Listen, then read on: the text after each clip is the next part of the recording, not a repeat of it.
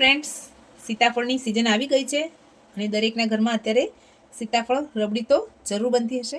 તો ચાલો આપણે પણ આ રેસીપી તમારી સાથે શેર કરીએ.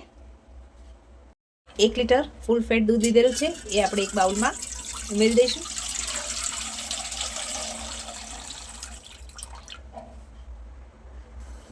આપણે દૂધને વચ્ચે વચ્ચે હલાવતા જઈશું અને સરસ ઉકળે ત્યાર સુધી સાઈડમાં ક્રીમ ચોંટે નહીં એ રીતે હલાવતા જઈશું અને ઉકાળતા જઈશું.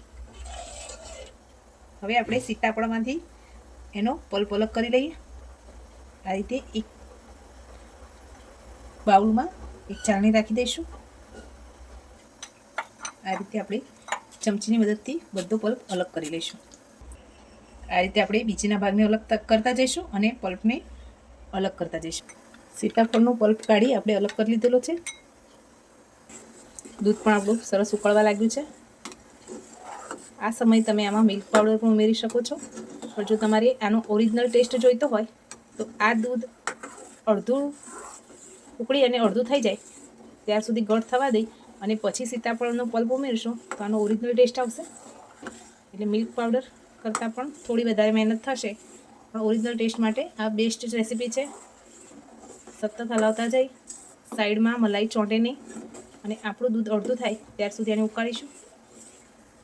આમાં ઇલાયચી પાવડર ઉમેરી દઈશું. 1 લીટર દૂધ સામે આપણે ખાંડ ઉમેરીશું. તમે તમારા ટેસ્ટ પ્રમાણે વધારે કે ઓછી ઉમેરી શકો છો.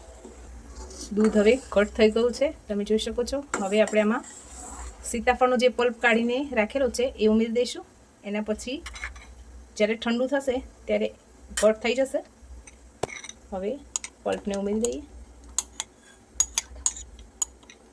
હવે ગેસની ફ્લેમને ઓફ કરી દઈશું અને સર્વિંગ બાઉલમાં સર્વ કરીશું. લાસ્ટમાં આપણે પિસ્તાથી ગાર્નિશ કરીશું. ફ્રેન્ડ્સ, તમને આ સીતાફળ બાસુંદીની રેસીપી કેવી લાગી છે એ કમેન્ટ કરવાનું ભૂલતા નહીં. લાઇક, શેર અને સબસ્ક્રાઈબ પણ કરી દેજો. Thank you.